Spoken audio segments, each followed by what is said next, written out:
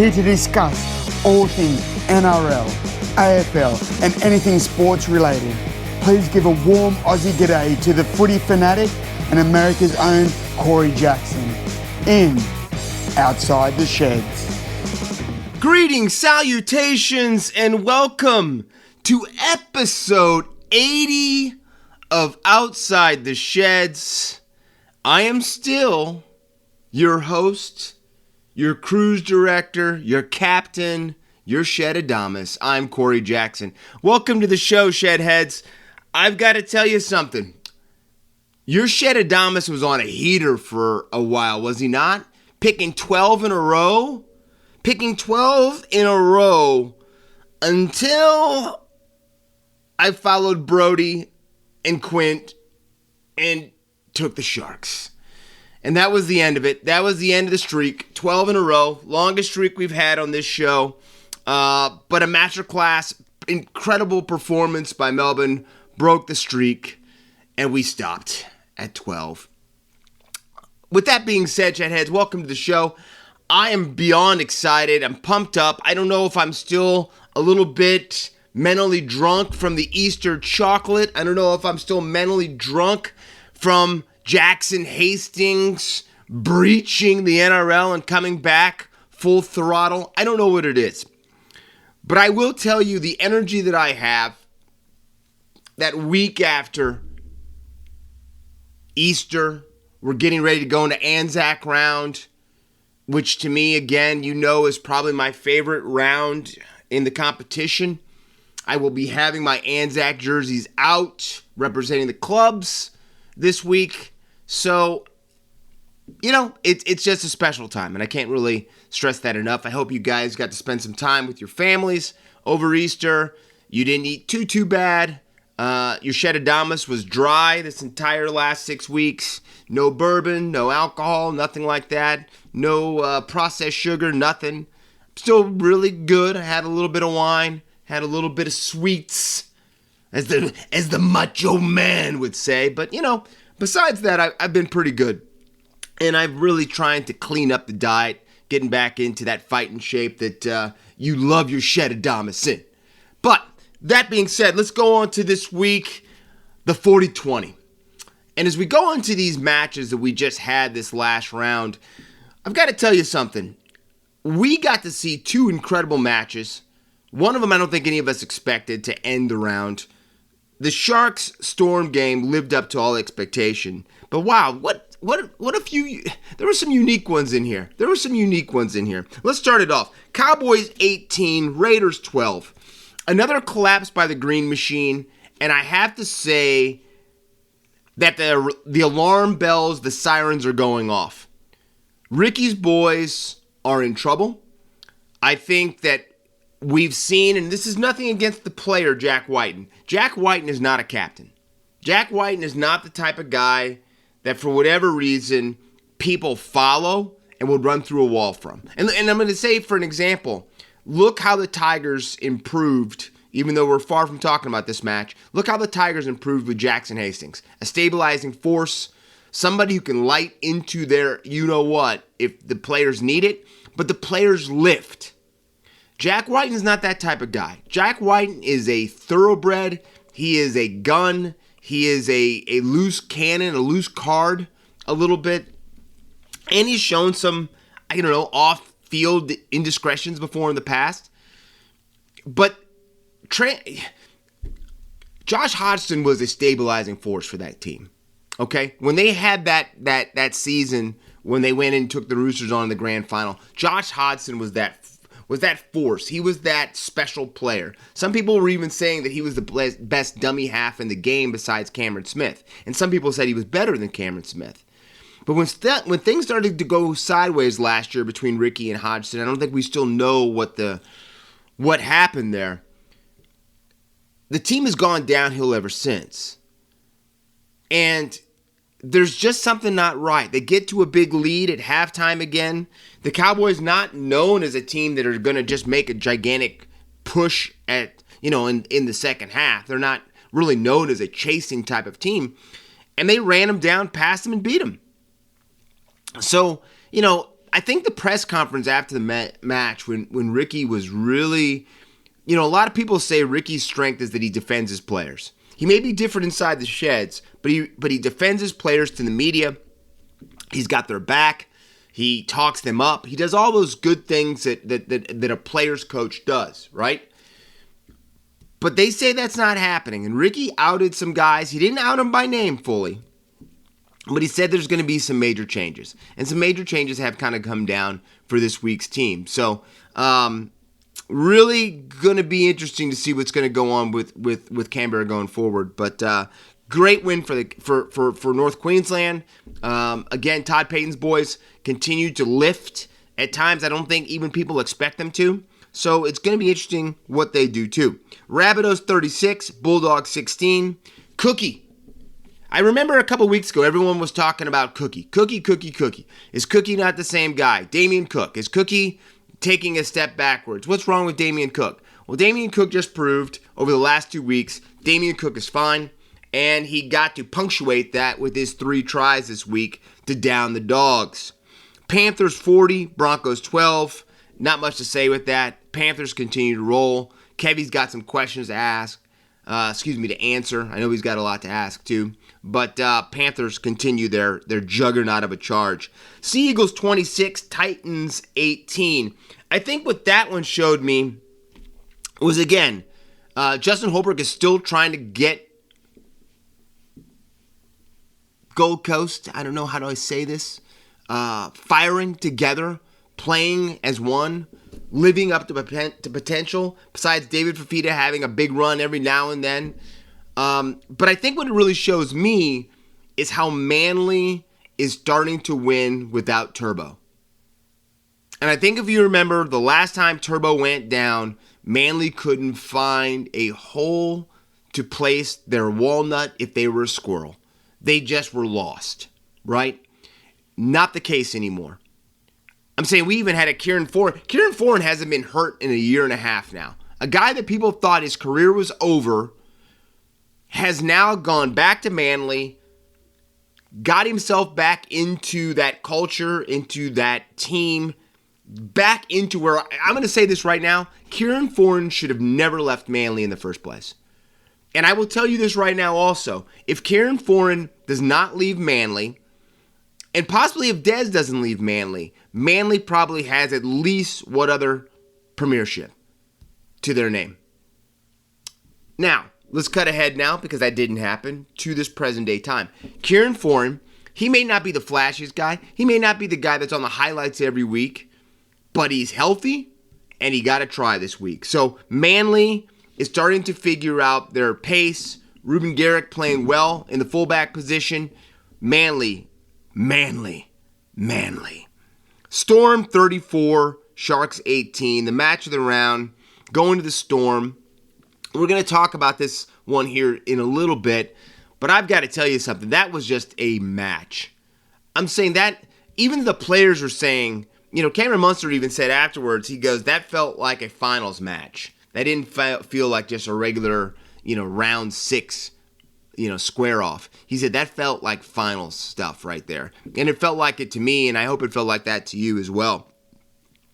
Roosters 22, Warriors 14.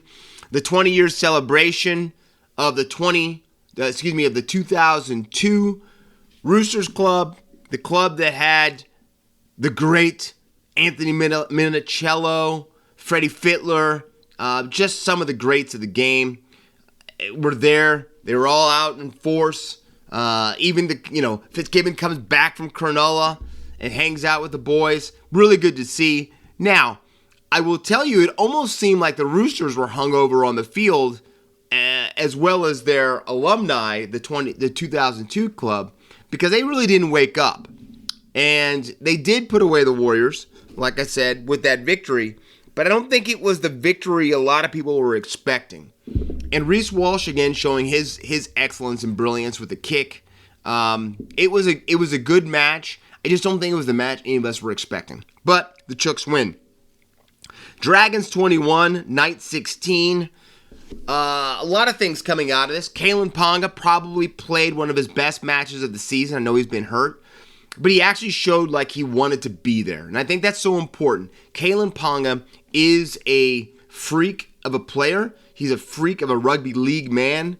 It sounds like he can do a lot of different things away from the game, from golf, would love to play rugby union for the All Blacks, blah, blah, blah. But what I'm saying is he seemed dialed in. And I don't know, is it because the impending contract situation, it looked like it was finished, and he probably knew maybe behind the scenes that it was a done deal. None of us did. But the important thing was Kalyn Ponga started to look like Kalyn Ponga again. The problem was the Dragons finally found a little bit of form, and the Dragons finally got over the top. And I don't know what this means going forward. I'm by no means going to take the Dragons over the Chooks on Monday's Anzac game. But it was good to see St. George get back in the winning column and get some positive results. And then finally, I think, to me, truthfully, this match was almost the match of the round. Tigers 21, Eels 20. Finally, they can pop a little bubbly in the locker room for the West Tigers. And I have to tell you something. You guys know, Shedheads, I'm not the biggest Madge fan. I don't think Madge is the answer for the Tigers. But I will tell you, and I don't want to say I hate to say this, but I was happy for Madge. Because I think it's tough to watch a guy in the box suffering week in and week out, right? It's just tough to see. But Michael Maguire, the joy and the exuberance that he showed in that box.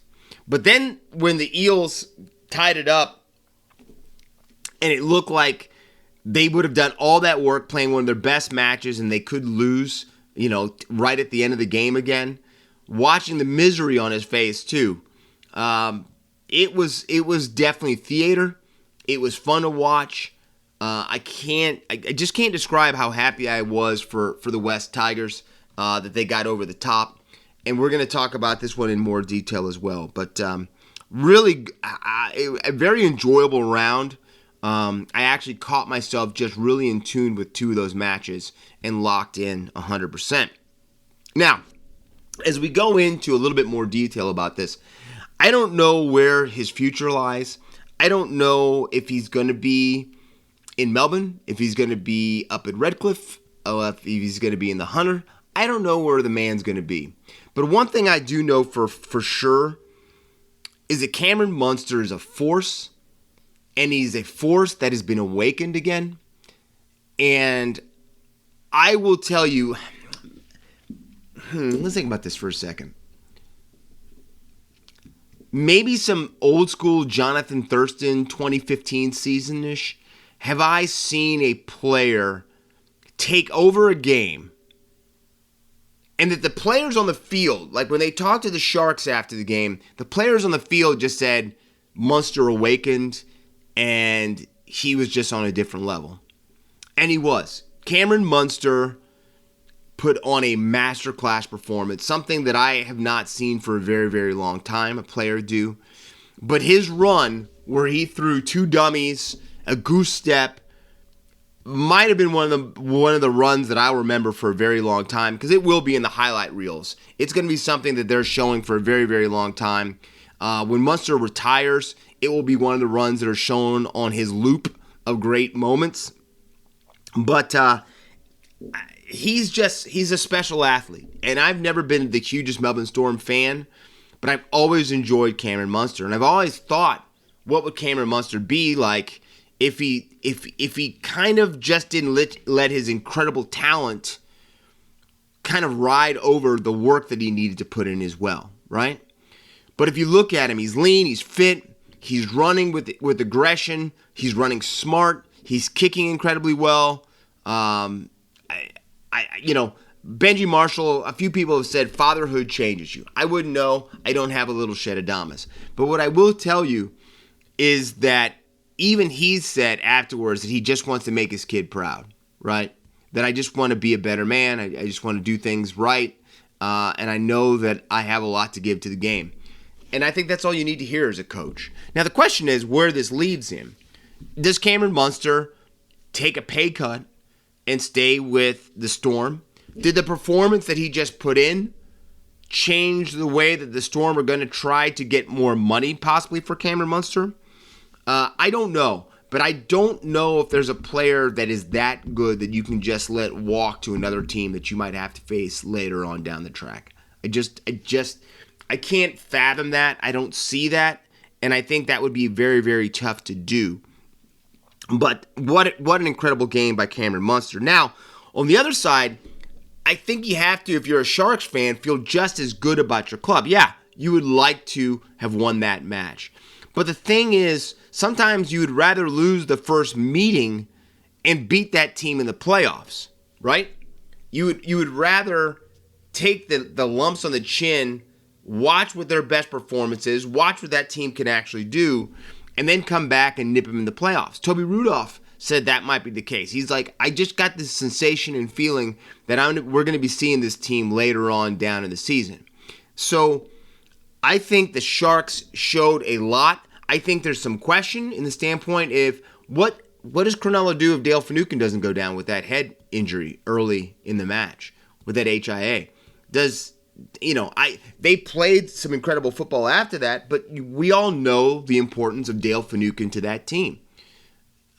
Nico played incredible. I'm saying that kick that he did out to the wing was some brilliant stuff. But I think if you're a Cronulla fan, you're exactly where you need to be.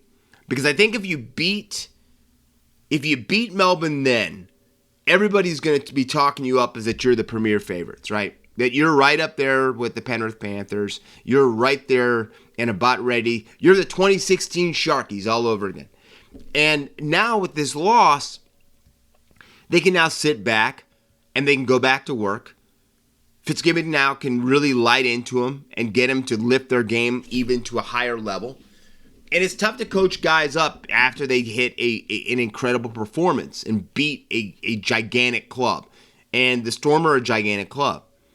So I think there's a lot of positives that the Cronulla Sharks are going to take away from this.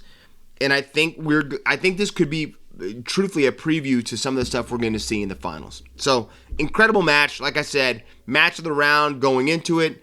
I think it pretty much lived up to it as well. Now, you know me. I try to leave you guys with stuff, feel-good stories, all that. I've got another one for you later on, too.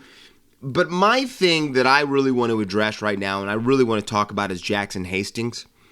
And I have been a fan of Jackson Hastings since he wore his Irish mouthguard when he played for the Roosters. He had a falling out there, moved on to Manly.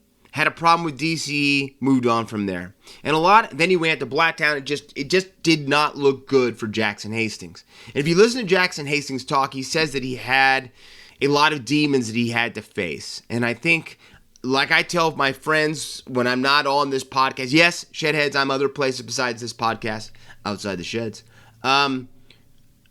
When you talk to children who've had a tough upbringing, lost a parent has left, one parent has struggled, whatever, that affects you for life. Now the question is, do you get a grip on that, and does that make you a better person because you learn from it and make yourself better from it? And I think Jackson Hastings was listening to demons. He was listening to voices in his head. He didn't know exactly where to go, how to handle himself. He's always said that he's not that one of the guys where he's just out of the club every weekend with guys. He's kind of private. He kind of turns to himself a lot. And sometimes that doesn't work and isn't the most popular way to handle yourself in the sheds. But I will tell you, since I watched him, and I watched him play a lot of matches at Salford, and when he got them to the grand final, that match that got them to the grand final still to this day is maybe one of the biggest moments in all of rugby league where my mouth was agape. I was sitting there watching how they dismantled that Wigan side to get to the final. And no one gave them a chance, right? No one gave them a chance to make it to the grand final. But they did it. They did it. And if you can go back and look at some of the footage of those fans from Salford and the tears, and there's a little boy that you'll never forget seeing him as he's just weeping and screaming at the same time, the pure joy and happiness that he had this moment. And let's be honest, Shedheads, that young kid may never experience that ever again, being a Salford Red Devils fan, right? But it was Jackson Hastings. And again, Jackson Hastings comes in, gets a side that has not lived up to expectations, has always been downtrodden, put him on his back, and he guided them to the grand final. Now, I'm not saying he's going to do that with the West Tigers, but I will tell you the switch from 5/8 to halfback by Jackson Hastings and the way that Luke Brooks looked, and I think that's an important thing to really go off of, how Luke Brooks looked when Jackson Hastings took over. It was almost like the weight was lifted off of him, and he could just dish and deal. He didn't have to worry about being at a certain spot or moving people around. That is Jackson Hastings' wheelhouse. Now, you can say and talk about Jackson Hastings for another 20 minutes like I could, but I think what you really need to do is to watch how the rest of the team lifted their games, lifted their play. And I will tell you, to me, the epitome of that was on the kick and chase, Dane Laurie trying to remove Clint Gutherson's ribs on that tackle right after Gutho received it. That showed me everything. That showed me that the West Tigers were there to play, that the West Tigers, they may lose, but you were going to have to beyond beat them because they weren't going to beat themselves. And David Nafaluma had a great game, and when doesn't he have a good game for the Tigers? It was probably the most inspirational match that I've seen the West Tigers play for a very, very long time. If they play that type of football like they played on Easter Sunday, or Easter Monday, against the Cronulla Sharks 2 years ago in Robbie Farah's last match for the Tigers, they go to the finals, and they don't finish ninth. That's how long it's been since we've seen that type of performance by the West Tigers. I would maybe say that victory when they beat the Broncos up in Brisbane with Michael Cheekham's run. That was probably the only other moment that has been just, highlight type of stuff where no one gave them a chance and they went in there and took care of business. And being able to see the Tigers celebrate in the locker room afterwards, to me, that's why you play sports. That's why you play sports. No one gives you a chance. Even the Shedadamas picked the Eels. But they proved everybody wrong. Jackson Hastings said in an interview before that match, Jake Duke was interviewing him, and he said, "We're not here just to show up. We're here to win this match." And he said that like it was nothing. He said that like that was just, what do you think we're here for? And that's what you need. And I saw a couple pundits talking if Jackson Hastings should be the captain of the West Tigers. No, I don't think so. Adam Dewey. Let me tell you something. Adam Dewey's been with the club. And they haven't performed the way they did under Jackson Hastings' reign. So, I don't know what this means. They've got a tough match coming up against the Rabbitohs this week.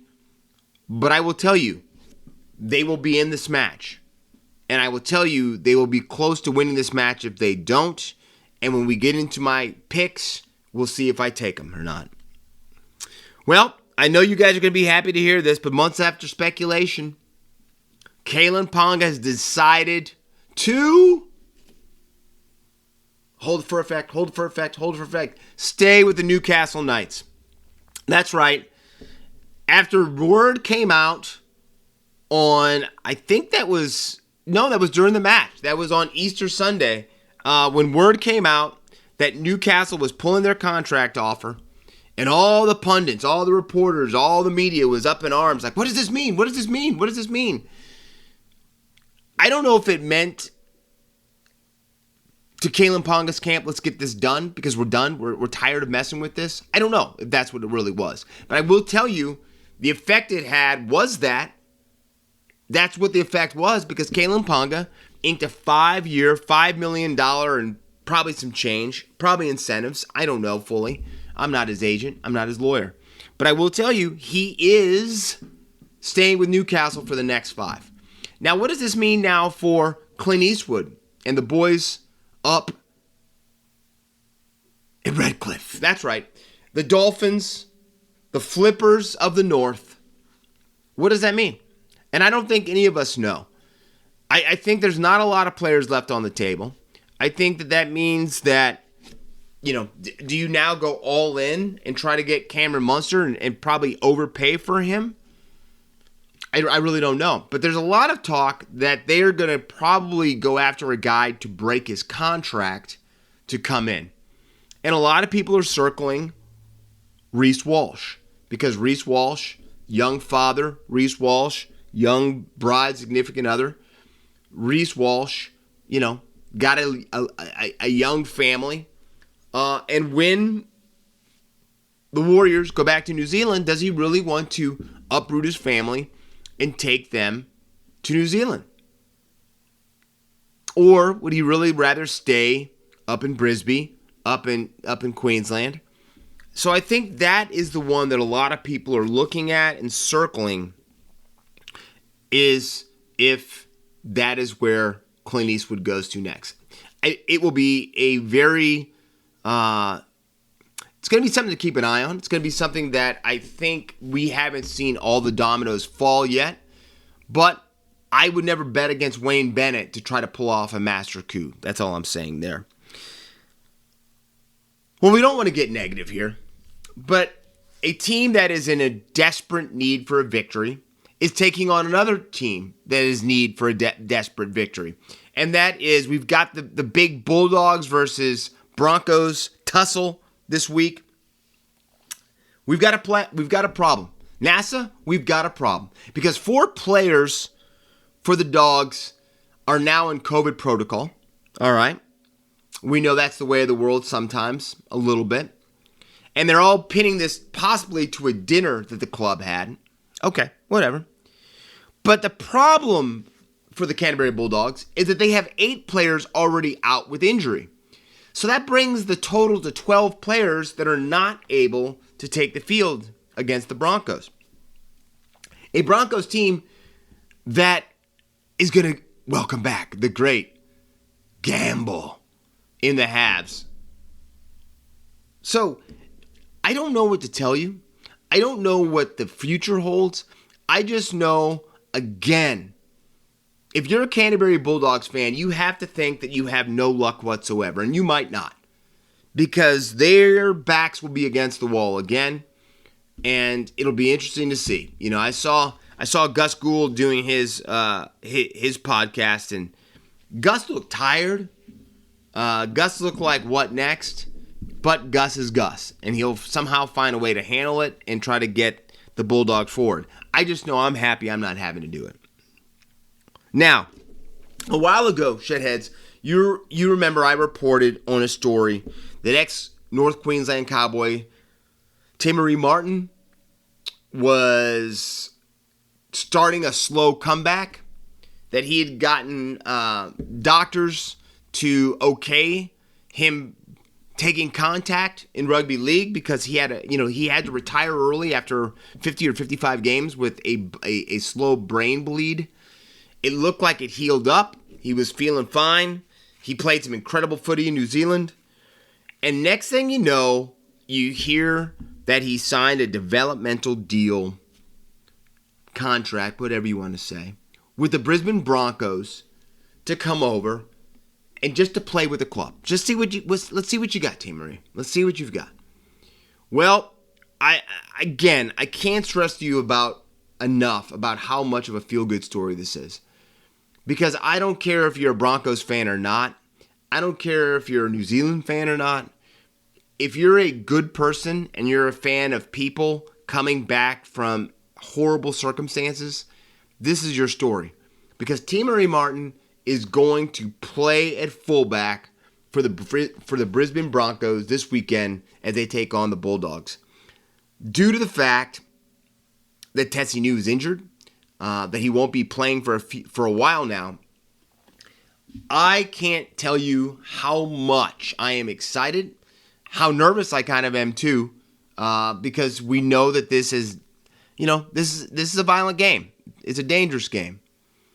But Maire Martin will be back in the fullback position for the Broncos on Friday Night Footy. And I am so excited. I can't tell you. I'm going to tell you this right now, Shedheads. I'm going to say a prayer for the guy before the match, that he stays healthy and that he has a moment that he can galvanize in his head for years to come about his comeback and what he just did on the field. So, congratulations, Tamery Martin. Hard work pays off.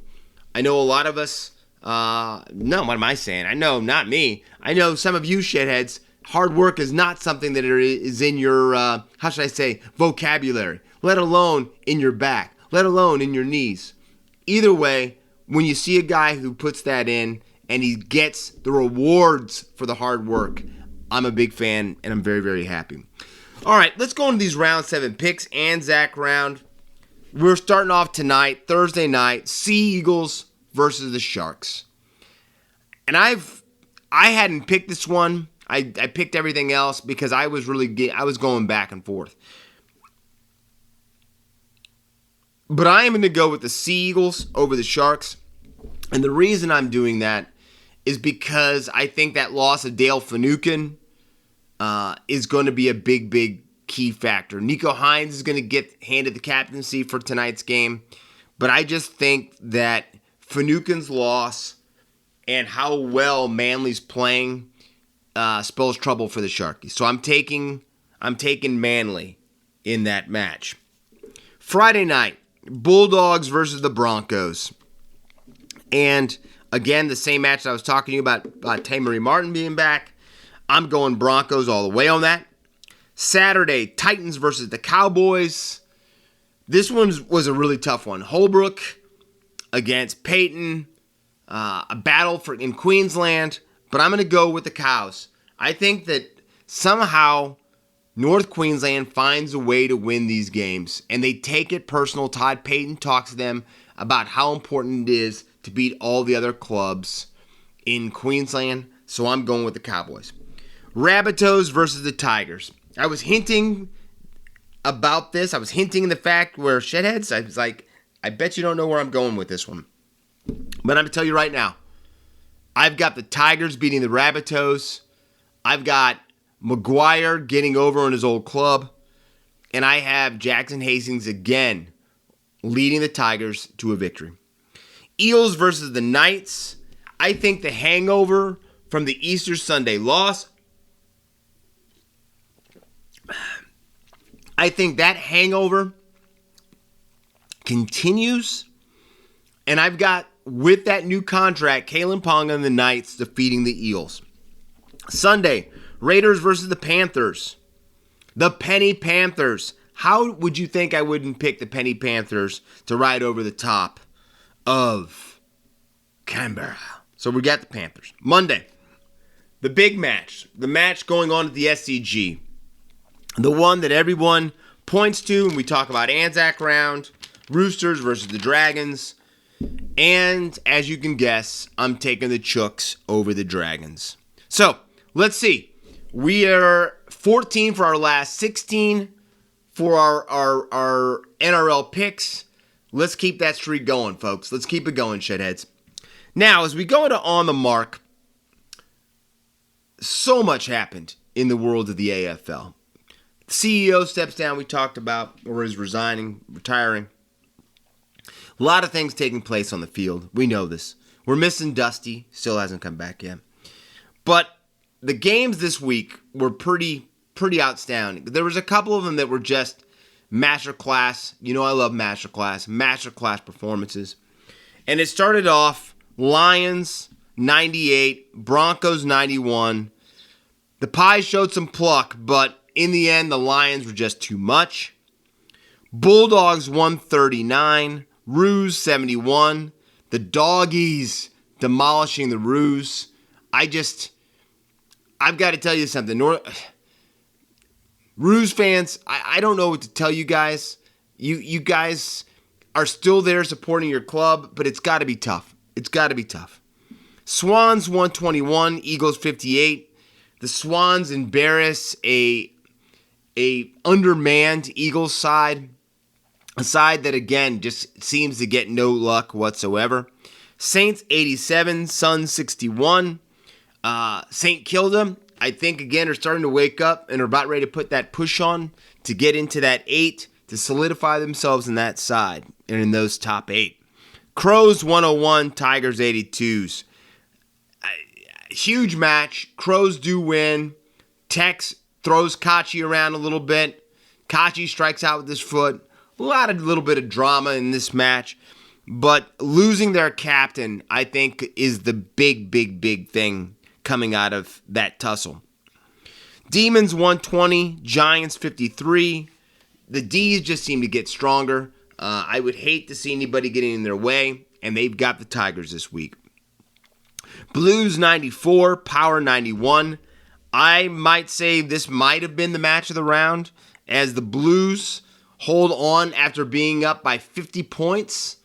Hold on, a power surge that falls a little bit short. But Blues, again, I said this a week or two ago. This match shows me how the Blues have changed as a club. Because in other years, they would have crumbled with a team chasing them down from behind like that. They steadied the ship, they got the waters right, and they won that. Dockers 107, Bombers 59. Really unique. And we're going to talk about this. We're going to talk about this one a little bit more in a second. And then finally, Easter Monday, Hawks 92, Cats 80. The young guns of the Hawks shining. Tom Hawkins doing a little bit of concerto diving, which no one wants to see. But the Hawks bring it home. Even with a late try celebration, who cares? Hawthorne getting the victory. Now, after their 48-point loss to the Dockers, a lot of people have been talking about the Essendon Bombers and the way that some of the players were laughing on the grounds after their, I don't want to say dreadful performance, but we'll just say it, dreadful performance. And I'm kind of cross with this because none of us have been on the field with those guys, right? We may know some of those players. We may have met some of those players. But after playing a full, complete AFL game, the amount of running, the amount of intensity, all that type of stuff, the body's gassed. The body is beaten down. To say it's fatigued is an understatement. And if you haven't seen a buddy, an old mate, for a long time, and you finally get to catch up with him, and he's probably giving you a little bit of the niggle or talking about old times as you guys start to talk or bring things up, you're probably going to smile and laugh. Is it a good look? No, it's a horrible look. Is it something that you want to do every week after losing? No, you don't. But we don't know the story. We don't know if those are two buddies from Western Australia that grew up together. We don't know. We don't know. So, yes, does it look good? No, it does not. But can you understand it? Yes, I can. And if you can't understand it, it means you've never played sport before. So, big talking point. Some people are really upset. Some people are like, get over it. But no matter what, that is what sport is. And I think it also shows today's athlete. I think today's athlete just doesn't hold on to grudges. I think today's athlete, it isn't the end of the world if they lose a match like it was 15, 20 years ago. And I do miss that. I do miss that hard edge intensity. I don't enjoy watching these guys hanging out at bars or at each other's homes or going to parties after the game. You do that in the off season, but during the season you hang out with your teammates and you don't really talk to the enemy or the other team. So I do understand that. But again, that's how some of these guys are nowadays. You know, there just isn't that animosity like we used to have. Now again, the Crows have really had a trying beginning to their season. And it was punctuated again with beating a Tigers team that, for whatever reason, has the toughest time in the world going out and playing in Adelaide, especially the Crows in Adelaide. And they were on track to get their victory, which they got 101-82, like I said earlier. But I think the thing that just really stands out from this match is their captain, Rory Sloane, going down with an ACL injury, ruling him out for the rest of the season. and I don't know, he's a 32-year-old player. He's got tons of experience. And I don't think a lot of people really realize how important it is for a team to have that veteran leadership, let alone their captain. So I don't know where the Crows go from here. I know Tex is back. I told you earlier about him ragdolling Kachi from behind. But it's going to be a fascinating time to be a Crows fan because this season could go either way. And it is at the crossroads almost right now. But losing your captain usually has an effect that you just don't get away from or come back from easily. Now, Coach Matthew Nick says the group is going to be captained by the leadership group, who right now it looks like it's Brody Smith, Ben Keys, Riley O'Brien, and Tom Doty are going to be the ones that are going to captain the side now, and they're going to share the captaincy role. So one of the things this possibly could do is it could get a young player from the team comfortable with leading his teammates. And I think that's going to be probably the best case scenario of what could come from this. But Tex is definitely going to have to step up there and lead and do what he has to do best to kind of take that team if they really want to continue to push and to try to make the finals football. He's back. That's right, Shedheads. I know that you've had a place in your heart missing, but it's back. It's filled back in. We're going to put some putty up over it, seal up that hole, because Toby Greene is back from suspension this week. Toby Greene will be running out onto the field for his GWS Giants side, and it couldn't be a moment too soon. The Giants, 1-4, struggling. Coach off contract. Cameron wondering what his future is going to be, but knowing his future is sealed in stone if he doesn't get those guys winning again. So, again, I don't know if one man can change the fortunes of a club, but Toby Greene is a ball of energy. You either can't stand him or you love him because he plays for your team. But he will be out front and center this week to see what he can do to get the GWS Giants back in the win column. Now, this story really fascinated me because I didn't know. I've never been the hugest Hawthorne Hawks fan. I do know greatness when I see it. And Alistair Clarkson, to me, is one of the best coaches that I've probably ever seen coach in the AFL. But Clarko has kind of gone a little quiet, kind of disappeared a little bit since he gave up the reins as the head coach of the Hawthorne Hawks.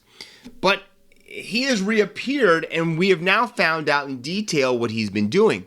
He has been in America. He's been over here. He's been over in the divided states.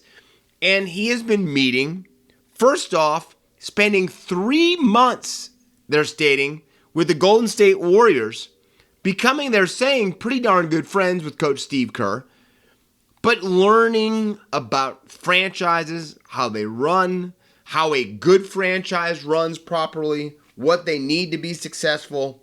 And I don't think you could pick a better team in the NBA that gets that than the Golden State Warriors. They're proving it right now with the way they're playing in the playoffs, the way that they have dealt with Draymond being injured, the way they dealt with Steph being injured, and they're playing some incredible basketball. So when I hear that Clarko has been over there for 3 months just taking in and ingesting all that information, I'm like, wow, well, that's definitely going to help him later. But now Clarko is with the Green Bay Packers. And the Green Bay Packers, if you don't know, shitheads, they don't have a majority owner. It's a large group of people that own it, right? Shareholders and stockholders. But the other thing about the Packers is Green Bay is a town of 100,000 people. So the thing that Clarko's trying to do in this whole thing is put together a package to show why having a team in Tasmania can be successful and the benefits it brings to the AFL. And so he's going to these clubs that aren't the biggest clubs in the industry, and he's proving why they can be a key member to being the 19th team for the AFL. And don't try to think for a second that the AFL isn't paying attention, that Alistair Clarkson is the guy doing this and the biggest guy behind making this happen. And I think when they find out that, I have a slight suspicion that Alistair Clarkson is probably going to hedge to coach that team. But brilliant stuff. Clarko, again, impressing me with how he handles business, what he does, and how he goes forward with it. Now, this week's clash between the Dockers and the Blues, a lot of people have penned, a lot of people have circled, and are really, really excited by it. The Dockers are playing really good footy. The Blues are showing that they have a real strong possibility to be in the top 4 at the end of the season. But then reality kicks in, because the Fremantle Dockers right now are in a situation that they're having to deal with COVID. And they've lost 5 players to COVID this last week. Those players are right now Connor Blakely, Heath Chapman, Hayden Young, Liam Henry, Matt Johnson. Those guys are all down and are out of this week's match under COVID protocol. And I think most of these clubs are all vaccinated if you're playing for them. It just shows you that, one, COVID is still here. So everybody who's marching around out there acting like, we beat this, you're insane. But more power to you. But it's still there, and it's still affecting people. And, it's affecting clubs. And if you don't know this, if you're overseas right now, if you're down under, the LA Clippers, in their play-in game, they're playing the New Orleans Pelicans.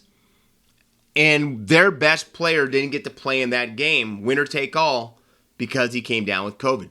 So I can't stress the players, I can't stress the people enough. This is still ongoing, and we still have to stay diligent against it. So that is my follow-up to On the Mark.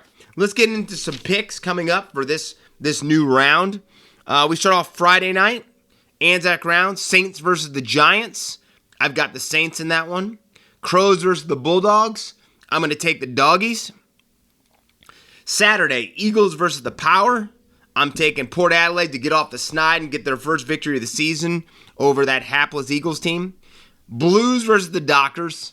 I myself are hedging now towards the Blues, with the 5 players being down for Fremantle. Cats versus the Roos. I think the Cats come back. They bounce back after their loss to their bitter rivals, and they put an example piece down on the Roos. Sunday, Lions versus the Suns. The Roar, I'm going with on that. We're going with the Lions. Demons versus the Tigers. Some people are saying it is the new school Richmond Tigers up against the old school Richmond Tigers. Well, I'm going to still go old school. I know Dustin Martin isn't on the side, but I'm taking Richmond to upset the Melbourne Demons. And then Swans versus the Hawks. I myself think that the biggest high-flying club maybe in the competition right now is the Sydney Swans. So I'm going with the dangerous Whitebirds. And then Monday, Magpies versus the Bombers. Everything's pointing towards the Pies, but I am not. I'm going the opposite. I'm going with the Bombers pulling off the upset in Anzac round. Now, as we go into the guns, I probably picked one of my first guns with the lowest stats ever, but what he did was incredible. But my number one gun, Cameron Munster, I know it's hard to believe, 1 try, 183 running meters, 2 line breaks, 1 try assist, 4 tackle breaks, 8 dummy passes, 11 tackles made, and 221 kicking meters. Again, maybe the best match I've seen Cameron Munster play ever, or if it hasn't been ever, for a very, very long time. My number 2, and here he is, Jackson Hastings. The West Tigers do not beat the Parramatta Eels if it wasn't for Jackson Hastings. And even though his numbers aren't gaudy, he is still a gun for what he did for the Tigers. He was 1 for 1 for conversions. He had 1 one-point field goal, 95 running meters, 1 try assist, 19 tackles made, and 208 kicking meters. Again, not over-the-top stats, But the performance that he laid down and what he brought out of his teammates was why he is my number 2 gun. And then finally, Charlie Cornrow, 5 goals, 1 behind, 15 disposals, 14 kicks, 1 handball, 5 marks, 3 tackles, 276 meters gained for the Carlton Blues in their dismantling of, not dismantling, I'm sorry, Power fan. There was no dismantling there. They just handled them, beating the Power. Now, as we go into outside the bubble, this story is a story to me that has a lot of legs. I think this story, for some reason, is bringing up a lot of emotion in people. But I want people to understand, if you see a lot of the people that are showing emotion in this story, they've got a little bit of a sketchy background. Let's go into it. Wimbledon came out today, said they will not allow any Russian or Belarusian players to play in the championships this year. All right? These are the players that this affects, and probably some more. But Daniil Medvedev, Andrei Rublev, Sabalenka, Azarenka, Khachanov, Pavlyuchenkova, and Kazatkina. All right? A pretty big list of players. You've got to say Daniil Medvedev, Arina Sabalenka are probably the biggest names of those. I know Azarenka definitely had her time as one of the best players on the WTA. But here's my thing. Anybody who's right now standing up and saying that they do not agree with the Wimbledon club not accepting Russians to come in and play in their tournament are probably people whose country is not being invaded. So if you haven't had to look at your local grocery store, if you have not had to look at possibly all of your belongings burning to the ground, if you haven't had to look at people laying in your street dead because maybe sniper fire, if you haven't had to look at that, it's very easy to say I don't believe in this decision. But when those are your people, and when you see the total disregard to the world, the total disregard to your own people because of how tough things are becoming in your country, you have to do things. And I want to do this. I want to applaud Wimbledon. I want to applaud Wimbledon to having the stones that so many other organizations, so many other tournaments don't have the testicular fortitude to make the call on. The reason the Russians want to be in the World Cup or the number 1 player in the world or all this is because it's a positive light on their country. That's where this person is from, right? So they are positive about it. They want that type of stuff. But that being said, you've got to put your foot down. And number 1 way to make Russia not, quote unquote, stay the tyrant that it wants to be is to take away its public spotlight and to make it look like it's an outcast, which it almost already is, but still. These are not easy decisions. But for things to get done, sometimes you have to make the tough decisions. And these players that are coming out saying this is horrible, let's remember 2 of them that are doing this. Martina Navratilova and Novak Djokovic. The number 1 country supporting Russia for this move besides Belarus is Serbia. Okay? What is Novak Djokovic? Serbian. So why do you think he's not going to downplay and say players shouldn't? Because he's from a country that likes Vladimir Putin. Vladimir Putin. You like how I said that? Because he's always pushing the inevitable. Vladimir Putin. Okay, whatever. And the other one, Martina Navratilova. Don't forget, even though Martina now says that she's a proud American, and I'm not saying that she's not originally from America. She's from Czechoslovakia. And you heard how I didn't say Czech Republic, Czechoslovakia. So a country that was run by the Russians until it became independent and started becoming the Czech Republic and the Slovak Republic. So you have to look at the 2 voices that are in such an outcry. And I'm not saying that they play cards with Vladimir Putin, But they definitely are from two countries that are sympathizers with the Russian scenario, the Russian movement, Russia. So let's remember that as we look at these two players that are talking about that tennis is in a civil war. Let's just remember that. Let's really remember that. So that just makes me tired, shedheads. That makes me so tired. So let's go on to something else. I don't know if you've been watching the NBA Finals, but the NBA playoffs to me is a pretty special time. I told you, not even the biggest basketball fan, but the NBA Championship Finals is some of the best theater that you can see in professional sport. And the runaway favorite to win the championship this year has been the Phoenix Suns. Well, the Phoenix Suns go down in Game 2, 125 to 114. But the big story coming out of that isn't that they lost, is that they lost Devin Booker. And Devin Booker is their young gun. He is their ace. He's all this type of stuff. Now, he's led around by CP3, the old wily veteran, but CP3 can't do the stuff Devin Booker can do. And it's now being reported that it's a bad hamstring strain that Devin Booker has, and that they're expecting him to miss games 2 and 3. What that means is that Phoenix could be going home to save their season.